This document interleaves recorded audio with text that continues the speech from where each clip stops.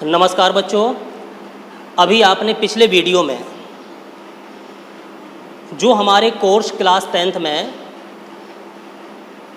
पहला चैप्टर आपके व्याकरण में है, हिंदी में रचना के आधार पर वाक्य भेद, आपने सरल वाक्य पढ़ लिया। उसके बाद संयुक्त वाक्य को भी पढ़ लिया।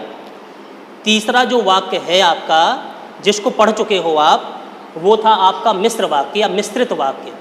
मिश्रित वाक्य को भी आपने सुन लिया और समझ लिया, ठीक है ना। आपके बोर्ड के पेपर में 2-3 तरह से इस चैप्टर से प्रश्न आ सकते हैं। या तो कोई सेंटेंस आपको दिया होगा, या वो मिश्र होगा, या संयुक्त या सरल, तो उसकी पहचान करने के लिए पूछा जा सकता है कि निम्न वाक्य में कौन सा वाक्य है, उसको पहचानो। कौन सा वाक्य है, वाक्य की पहचान आपको आएगी। तो वाक्य देख करके आपने पढ़ लिए हैं तीनों वाक्य, तो आप लोग बता सकते हो कि वो संयुक्त है या सरल है या मिश्र है, ठीक है। अब दूसरी तरीका से इसी चैप्टर से आपसे प्रश्न इस तरीके से पूछे जा सकते हैं, जैसे सरल वाक्य दिया है सरल वाक्य, और कह दिया कि इस सरल वाक्य को संयुक्त वाक्य में परिवर्तित कीजिए, बदलिए, ठीक है ना।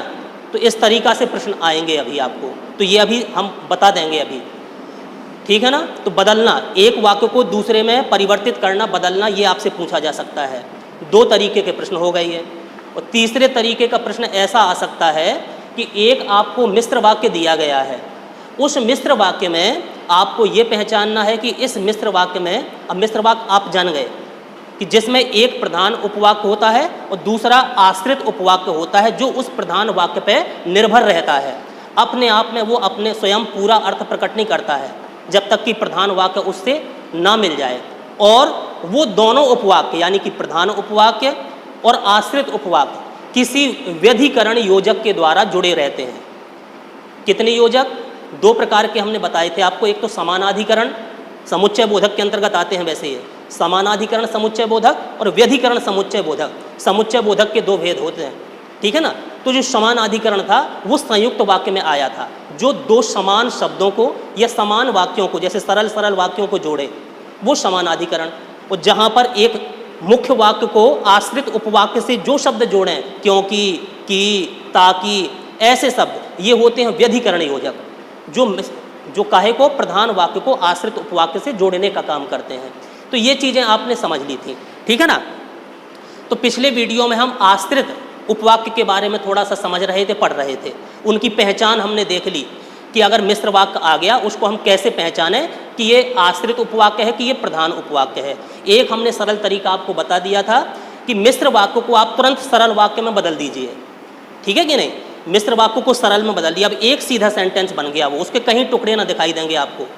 अब उसमें देखिए कि किस वाक्य की क्रिया बदल गई, किस वाक्य की। जैसे यदि मैं परिश्रम करता तो सफल हो जाता, ये तो शब्द जोड़ रहा है प्रधान उपवाक्य को और आश्रित उपवाक्य को, इसलिए तो यहाँ पर व्यधिकरण समुच्चय बोधक योजक है, व्यधिकरण समुच्चय बोधक है ये, ठीक है कि नहीं। अब इसको बदलेंगे, यदि मैं परिश्रम करता तो सफल हो जाता, सरल वाक्य में कैसे बनेगा, मैं परिश्रम करने पर मैं सफल हो जाता, परिश्रम करने पर मैं सफल हो जाता, ठीक है कि नहीं। अब सफल हो जाता ये ज्यों का त्यों रहा जो उस वाक्य में था।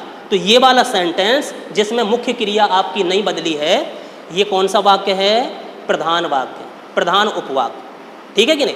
हमेशा प्रधान उपवाक्य में ही मिश्र वाक्य की मुख्य क्रिया रहती है, ये चीज़ समझ ली आपने, ठीक है ना। अब आश्रित उपवाक्य के थोड़ी से भेद, ठीक है ना, ये भी पेपर में पूछ देते हैं कभी कभी कि संज्ञा 3 प्रकार के भेद होते हैं आश्रित उपवाक्य के। मिश्र वाक्य में जो आश्रित उपवाक्य होते हैं, इनके 3 भेद होते हैं। एक तो संज्ञा उपवाक्य, दूसरा है विशेषण उपवाक्य, और तीसरा है क्रिया विशेषण उपवाक्य, ठीक है ना। आपने छोटी कक्षाओं में आपने पढ़ लिया होगा, किसी वस्तु, स्थान, व्यक्ति का नाम, ये संज्ञा हो गई। विशेषण, संज्ञा सर्वनाम की विशेषता बताने वाले शब्द, वो विशेषण हो गए, है कि नहीं। और क्रिया की विशेषता बताने वाले शब्द, वो क्रिया विशेषण हो गए। इनको छोटी कक्षाओं में आपने पढ़ लिया है, जानते होंगे, ठीक है। तो पहले ये समझ लीजिए, जो पहला आपका है संज्ञा उपवाक्य, ठीक है कि नहीं। कैसे पहचानेंगे कि वाक्य में मिश्र वाक्य आपका दिया है कि इसमें संज्ञा उपवाक्य प्रयोग किया गया है या विशेषण उपवाक्य है इस मिश्र वाक्य में। या इसमें जो आश्रित उपवाक्य मिश्र वाक्य में आया है ये क्रिया विशेषण आश्रित उपवाक्य है। तो इनकी पहचान, इनको थोड़ा सा समझ लें। तो सबसे पहले हमें पढ़ना है संज्ञा उपवाक्य के बारे में जानना है। संज्ञा उपवाक्य, ठीक। तो इसको आप लोग ये जान लीजिए, समझ लीजिए कि जो आश्रित उपवाक्य प्रधान उपवाक्य की किसी संज्ञा या संज्ञा पदबंध के स्थान पर आता है, जो आश्रित उपवाक्य प्रधान उपवाक्य की संज्ञा या संज्ञा पदबंध के स्थान पर आता है, उसे संज्ञा उपवाक्य कहा जाता है। ठीक है कि नहीं, उसे संज्ञा उपवाक्य कहते हैं। तो इसमें होता क्या है, जो आश्रित उपवाक्य है वो प्रधान उपवाक्य की क्रिया के कर्म का काम करता है। आश्रित उपवाक्य प्रधान उपवाक्य की क्रिया के कर्म का काम करता है। ठीक है, ये तो साधारण सी एक परिभाषा टाइप की समझ लीजिए कि संज्ञा उपवाक्य किसको कहेंगे, जो आश्रित उपवाक्य प्रधान उपवाक्य की किसी संज्ञा या संज्ञा पदबंध के स्थान पर आए, उसे संज्ञा उपवाक्य कहते हैं। ठीक है कि नहीं। लेकिन बहुत ज़्यादा आपको डिटेल में नहीं जाना है। अपने कोर्स से संबंधित कि हाई स्कूल में आपसे कैसे पेपर आएगा और क्या पूछा जाएगा, एक छोटी सी पहचान बस इसकी विशेष तौर पर आप लोग जान लीजिए। तो उस पहचान को देख करके आप पहचान जाओ कि ये संज्ञा आश्रित उपवाक्य है। मिश्र वाक्य में जो ये उपवाक्य दिया है ये संज्ञा उपवाक्य है।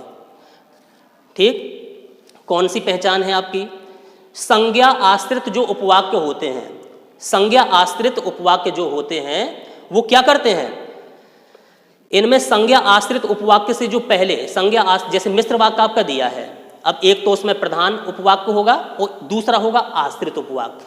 अब वो कौन सा आश्रित उपवाक्य है, संज्ञा आश्रित उपवाक्य है कि विशेषण आश्रित उपवाक्य है कि क्रिया विशेषण उपवाक्य आश्रित है। तो एक चीज याद कर लीजिए, अगर संज्ञा आश्रित उपवाक्य आपके सेंटेंस में दिया है तो इसकी पहचान के लिए आश्रित उपवाक्य से पहले की योजक का प्रयोग होता है। याद कर लीजिए, इसकी एक मेन पहचान, जो संज्ञा उपवाक्य है इसके पहले की का प्रयोग किया जाता है, मेन चीज। तो बिना देखे अगर कहीं भी मिश्र वाक्य में आप की से शुरू कोई दूसरा सेंटेंस हो रहा है तो समझ जाइए कि ये संज्ञा आश्रित उपवाक्य है। ठीक है कि नहीं, ज्यादा डिटेल ना करके सिर्फ की से आप पहचान कर सकते हो। ठीक है ना, क्या बताया अभी, संज्ञा आश्रित उपवाक्य में संज्ञा आश्रित उपवाक्य से पहले की योजक का प्रयोग होता है, की योजक का प्रयोग होता है। तो जहां जिस उपवाक्य में की योजक का प्रयोग हो, की से जो वाक्य शुरू हो रहा है, ठीक है ना, तो वहां संज्ञा उपवाक्य होता है। अच्छा, कभी कभी की छिपा भी होता है, छिपा भी होता है, पता नहीं चलता है कि इसमें की है कि नहीं। कैसे, समझ लीजिए, यदि संज्ञा, अच्छा जैसे मिश्र वाक्य आपका दिया है, या तो आश्रित उपवाक्य पीछे वाला सेंटेंस होगा और कभी कभी मिश्र उपवाक्य में आश्रित उपवाक्य आगे भी लिखा होता है। ऐसा नहीं कि निश्चित पीछे ही होना है, आगे भी हो सकता है। तो अगर संज्ञा आश्रित उपवाक्य आगे आया है सेंटेंस में तो वहां की नहीं दिखाई देगा आपको, की विलोप होगा। लेकिन गौर करके पढ़ेंगे तो समझ में आएगा कि यहां पर अगर उल्टा करके हम सेंटेंस पढ़ें तो की होना चाहिए था। ठीक है कि नहीं। तो दो चीज आपने जान ली इसकी पहचान के रूप में कि संज्ञा आश्रित जो उपवाक्य होते हैं उनमें संज्ञा आश्रित उपवाक्य से पहले की योजक का प्रयोग किया जाता है। ठीक है कि नहीं? अगर संज्ञा उपवाक्य वाक्य के प्रारंभ में आ जाता है तो की का प्रयोग नहीं होता है। पीछे वाला उपवाक्य अगर संज्ञा उपवाक्य है तब की का प्रयोग दिखाई देगा, आपको लिखा होगा। और अगर संज्ञा आश्रित उपवाक्य मिश्र वाक्य में पहले वाला सेंटेंस शुरुआती में संज्ञा उपवाक्य दे दिया है तो उसमें की का प्रयोग नहीं होता है। समझ गए ना, अभी ना समझे होंगे। उदाहरण के तौर पे आप सुन लीजिए, जैसे एक हम आपको उदाहरण लिख दें, एक उदाहरण लिख दें आपको संज्ञा उपवाक्य का, तो पहचान जाओगे। तो मेन पहचान इसकी है की। जैसे आपका एक सेंटेंस है कि नेहा को विश्वास था, नंबर 1, नेहा को विश्वास था कि वह प्रथम आएगी।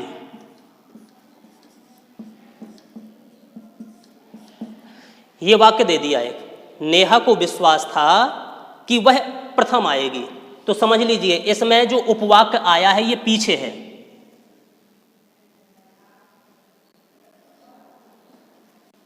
नेहा को विश्वास था कि वह प्रथम आएगी, इसमें पीछे वाला वाक्य आपका उपवाक्य कौन सा है? संज्ञा उपवाक्य। इसमें पीछे दे दिया है आश्रित उपवाक्य, क्योंकि यहां की से शुरू हो रहा है और जहां की मिल जाए तो समझ जाओ आप कि ये संज्ञा आश्रित उपवाक्य है। ठीक है ना? अच्छा, तो इसमें सेंटेंस में कहां आया की आ गया, तो ये समझ गए आपकी संज्ञा आश्रित उपवाक्य है। ये आपका उपवाक्य संज्ञा आश्रित उपवाक्य है। अगर कभी कभी संज्ञा आश्रित उपवाक्य आपका आगे होता है, आगे आ जाता है, तो की लोप हो जाता है। कैसे? जैसे एक दूसरा वाक्य हम बोल दें आपको, तुम नहीं आओगे,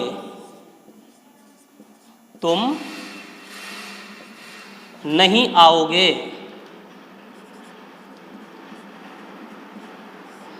मैं जानता था, मैं जानता था। तुम नहीं आओगे, मैं जानता था। अच्छा, तुम नहीं आओगे, देखो यहां पर रुक गए हम, तुम नहीं आओगे, मैं जानता था। अब इसमें बताओ संज्ञा आश्रित उपवाक्य है? ये है। क्यों है?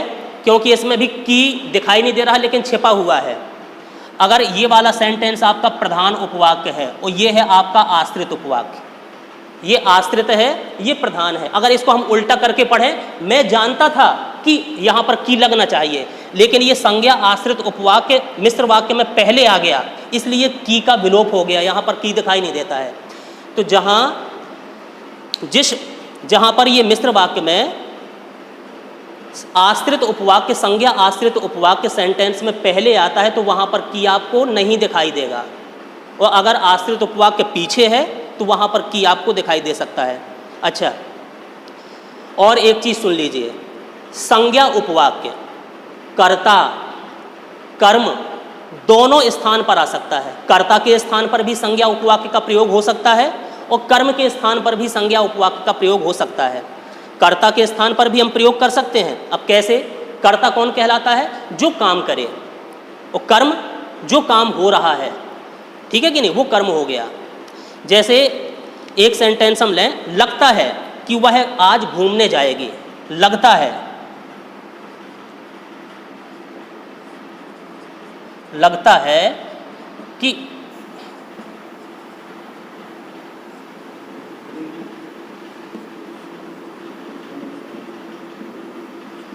है कि वह आज घूमने जाएगी। अब देखिए आप लोग पहचान गए कि की आ गया इसमें, तो ये संज्ञा आश्रित उपवाक्य यहाँ से शुरू हो गया, यहाँ से संज्ञा आश्रित उपवाक्य आपका शुरू हो गया।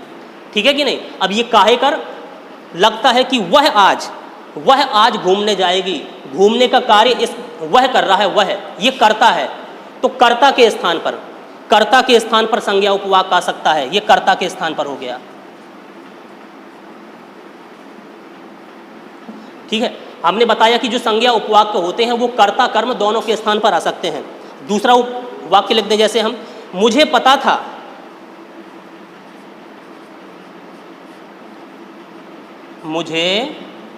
था कि आज कक्षा में परीक्षा होगी।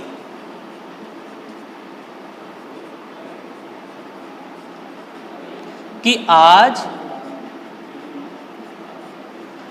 कक्षा में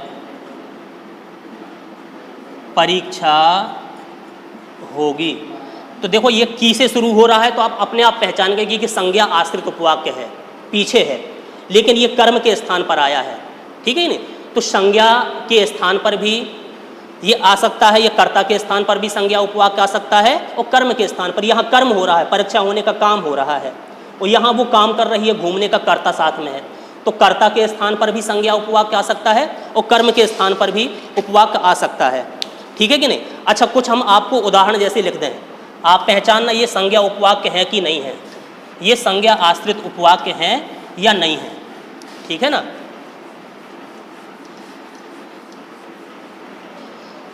जैसे आपसे कहा जाए प्रधानाचार्य ने कहा,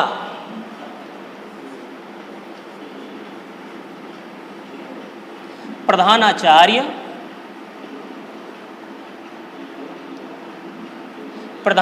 ने कहा कि अब देखो शुरू हो रहा की से। प्रधानाचार्य ने कहा कि कल छुट्टी होगी।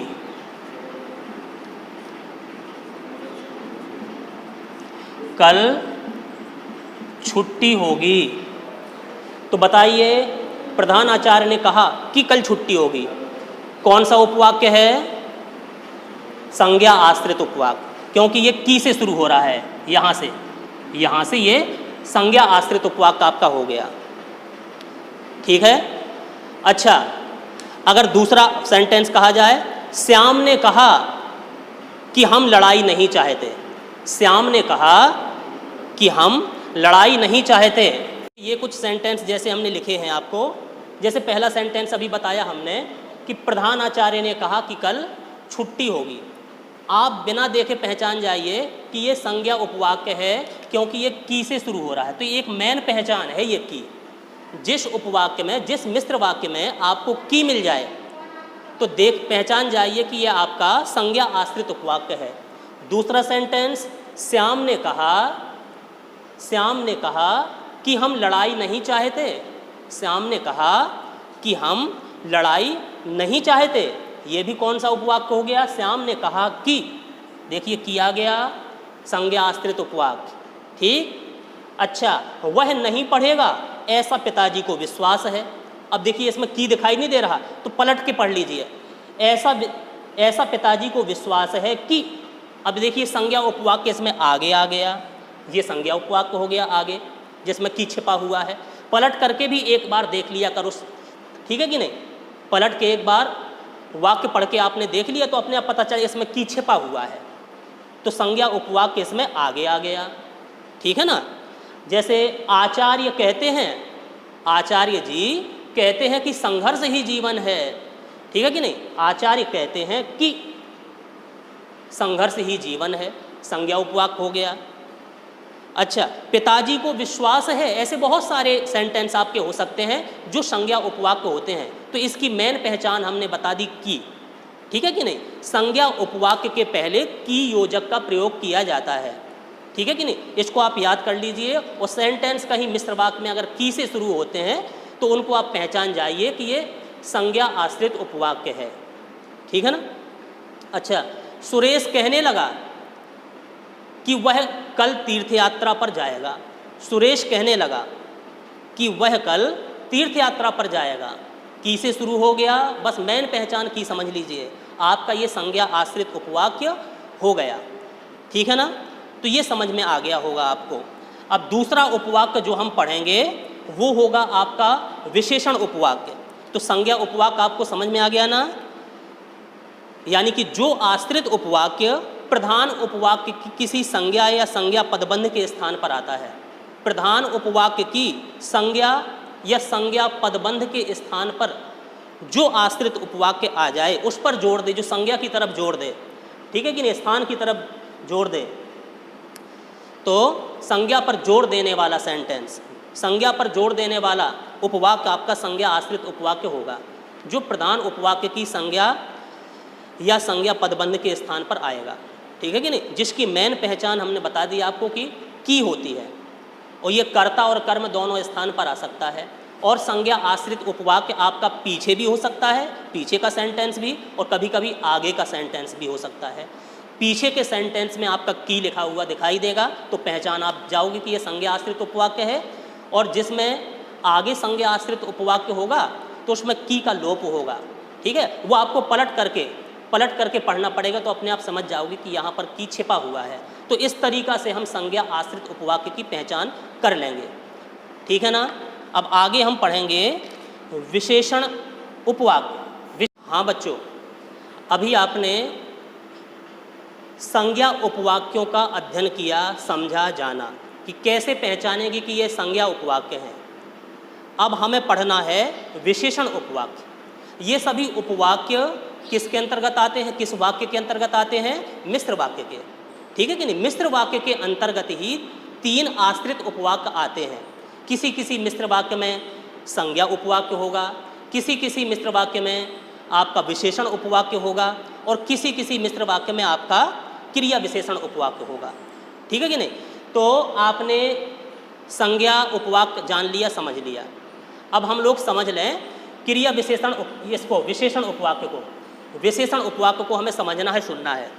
तो सुन लीजिए ध्यान से। जैसे कि परिभाषा आप लोग विशेषण की जानते हैं कि संज्ञा सर्वनाम की विशेषता जो शब्द बतलाएं, जो शब्द संज्ञा या सर्वनाम की विशेषता को बतलाएं वो क्या कहलाते हैं? विशेषण। तो बस इसी से इसकी भी परिभाषा बन जाएगी कि विशेषण उपवाक्य है क्या। यानी कि समझ लीजिए प्रधान उपवाक्य के, इसमें सब कुछ प्रधान उपवाक्य के ऊपर आश्रित है। अब जैसे संज्ञा उपवाक्य था वो प्रधान उपवाक्य की संज्ञा या पदबंध के स्थान पर आता था। अब विशेषण उपवाक्य ये भी प्रधान उपवाक्य के किसी संज्ञा या सर्वनाम शब्द की विशेषता बताने वाले उपवाक्य। ठीक है कि नहीं? प्रधान उपवाक्य की ये कौन होते हैं? प्रधान उपवाक्य की संज्ञा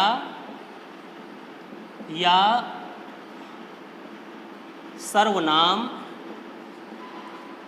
शब्द की, ठीक है कि नहीं, संज्ञा या सर्वनाम शब्द की विशेषता बताने वाले उपवाक्य।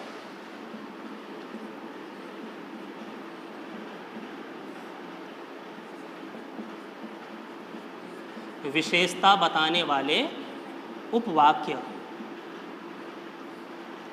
ये क्या कहलाते हैं?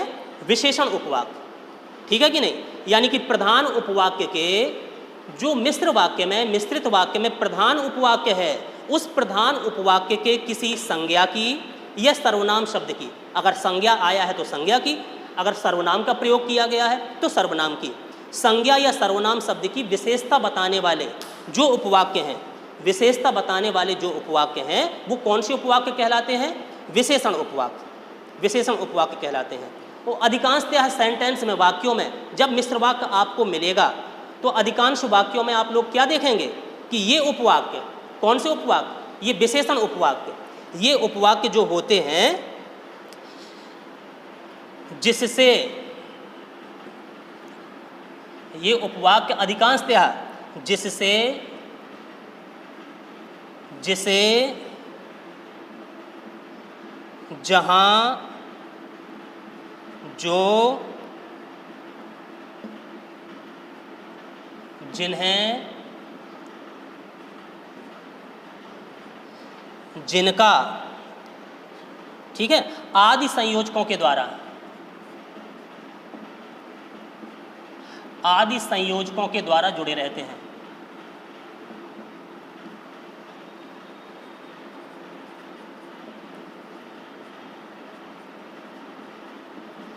ठीक है ना?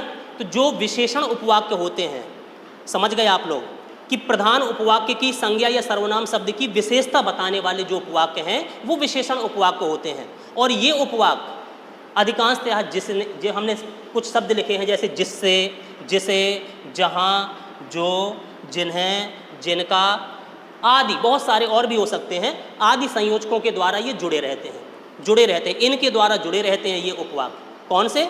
विशेषण उपवाक्य। अच्छा, तो आप लोग समझ गए कि विशेषता बताने वाले, संज्ञा सर्वनाम की जो विशेषता बताए जो उपवाक्य वो विशेषण उपवाक्य। चलिए इसके कुछ हम उदाहरण देख लें। जैसे हम एक उदाहरण आपको लिख दें, एक उदाहरण आपके सामने हम लिखें जिससे आपको और क्लियर हो जाए कि कैसे विशेषता बता रहे हैं ये प्रधान उपवाक्य की। जैसे एक वाक्य है, यह वही लड़का है जो कक्षा में प्रथम आया था। यह वही लड़का है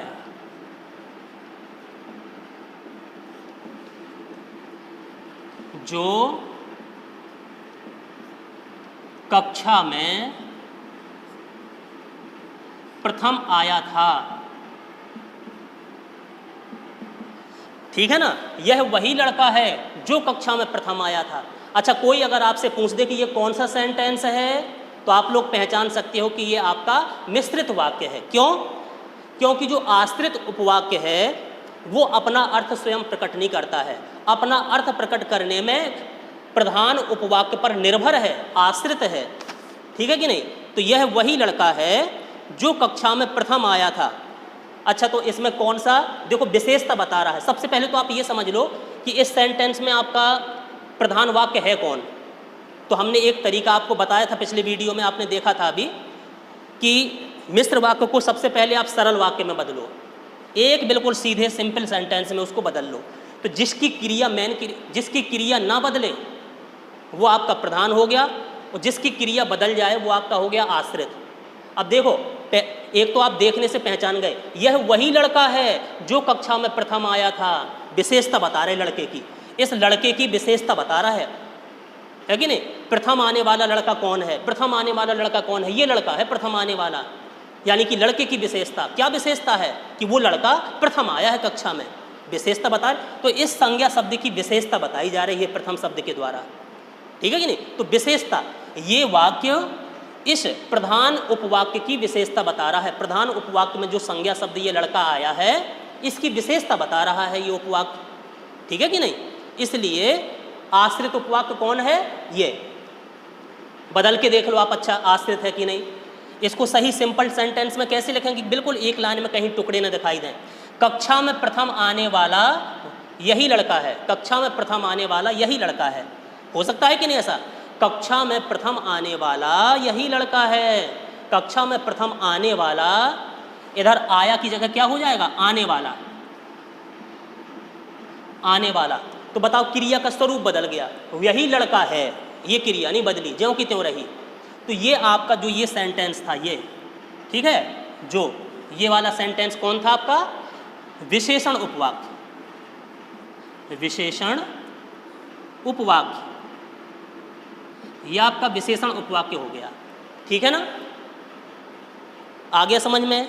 तो विशेषण उपवाक्य, क्योंकि इस कक्षा में इस वाक्य, जो आपने वाक्य पढ़ा अभी, जो कक्षा में प्रथम आया था, वाक्य जो कक्षा में प्रथम आया था, ये वाक्य इस लड़के की विशेषता बताने के कारण, लड़के की विशेषता बताने के कारण, यानी संज्ञा शब्द की विशेषता बताने के कारण विशेषण उपवाक्य है, ठीक है कि नहीं। संज्ञा शब्द की विशेषता ये उपवाक्य बता रहा है, इसलिए ये मिश्र वाक्य तो है, लेकिन कौन सा उपवाक्य प्रयोग किया गया है इसमें, विशेषण उपवाक्य। समझ में आया ना। चलिए कुछ उदाहरण और हम आपको दिए देते हैं, आपको और क्लियर हो जाएगा। अभी देखिए, ये कुछ आपके वाक्य लिखे हैं, और इनमें, इन मिश्र वाक्य में है, ये सभी मिश्र वाक्य, लेकिन इन मिश्र वाक्य में सभी वाक्यों में विशेषण उपवाक्य का प्रयोग किया गया है। विशेषण जो प्रधान उपवाक्य के संज्ञा या सर्वनाम शब्द की विशेषता को बता रहे हैं। जैसे, मुझे ऐसी जगह की तलाश है जहाँ शांति मिले, जहाँ शांति मिले, ऐसी जगह है। तो जगह भी क्या है, एक प्रकार की संज्ञा है, वस्तु, स्थान, व्यक्ति, है ना। तो ये भी एक प्रकार की आपकी संज्ञा हो गई। तो संज्ञा की विशेषता बताई जा रही है, ठीक है कि नहीं। तो आप विशेषता बताने वाले, जो संज्ञा सर्वनाम की विशेषता बताने वाले उपवाक्य मिल जाएं, तो आप लोग समझ जाइए कि ये विशेषण उपवाक्य है। तो यहाँ पर आपकी जगह की विशेषता बताई जा रही है, ठीक है ना। कैसी जगह, जहाँ पर हमें शांति मिले। यह वही आदमी है, आदमी है, आदमी की विशेषता, आदमी भी क्या है आपका, आदमी भी आपका संज्ञा है, ठीक है नहीं। आदमी भी संज्ञा हो गई। जो रात को यहाँ आया था, यह वही आदमी है जो रात को यहाँ आया था, यह भी संज्ञा शब्द की विशेषता बता रहा। तो विशेषण उपवाक्य हो गया। वह चोर पकड़ा गया जिसने कार चुराई थी, वह चोर पकड़ा गया जिसने कार चुराई थी, चोर की विशेषता, ठीक है ना। कौन सा चोर, कौन सा चोर पकड़ा गया, वह चोर जिसने कार चुराई थी, ठीक है ना, संज्ञा शब्द की विशेषता बताने वाले। अच्छा, यह वही बालक है जो कल चौराहे पर मिला था। कौन सा बालक है ये, वही बालक जो चौराहे पर मिला था, ठीक है कि नहीं। तो ऐसे अगर वाक्य आपको पेपर में मिल जाएं, पेपर में आपके इस तरीके के वाक्य मिल जाएं, तो आप लोग पहले तो पहचान जाओ कि आपकी मिश्र वाक्य है, मिश्रित वाक्य है, क्योंकि इसमें एक प्रधान है और दूसरा आश्रित है, ठीक है ना। यानी कि आश्रित उपवाक्य अपने आप पूरा अर्थ प्रकट नहीं कर रहा है। अगर आश्रित उपवाक्य अकेला हम कहें तो पता चलेगा कि और कुछ बताना चाह रहे, पूरा अर्थ ही प्रयोग नहीं कर रहा। जैसे कहें, जैसे ही मैं स्टेशन पहुंचा, अब पूछोगे आप लोग कि हाँ सर जी फिर क्या हुआ, यानी कि अपने आप पूरा अर्थ प्रकट नहीं हो रहा कि कुछ और आगे कहना है, ठीक है ना। तो ऐसे वाक्य अगर आपको मिल जाए तो समझ जाइए कि ये आपके मिश्र वाक्य हैं या मिश्रित वाक्य हैं। तो ये आपको दो उपवाक्य अभी आपके बताए हैं आश्रित उपवाक्य के जो अंतर्गत हैं, संज्ञा उपवाक्य और विशेषण उपवाक्य। अब जो तीसरा उपवाक्य है वो क्रिया विशेषण उपवाक्य आप लोग आगे की वीडियो में पढ़ेंगे। अभी इन दो उपवाक्यों को आपको बड़े गौर से, बहुत ही अच्छी तरह ध्यान से पढ़ना है, ठीक है ना, जिससे अच्छे से अच्छे मार्क्स आप पेपर में, आप अपनी परीक्षा में, एग्जाम में ला सको। अब इस वीडियो को अब यहीं पर समाप्त करते हैं इस टॉपिक को। अब क्रिया विशेषण जो हम पढ़ाएंगे वो अगली वीडियो में डालेंगे, ठीक है ना। धन्यवाद।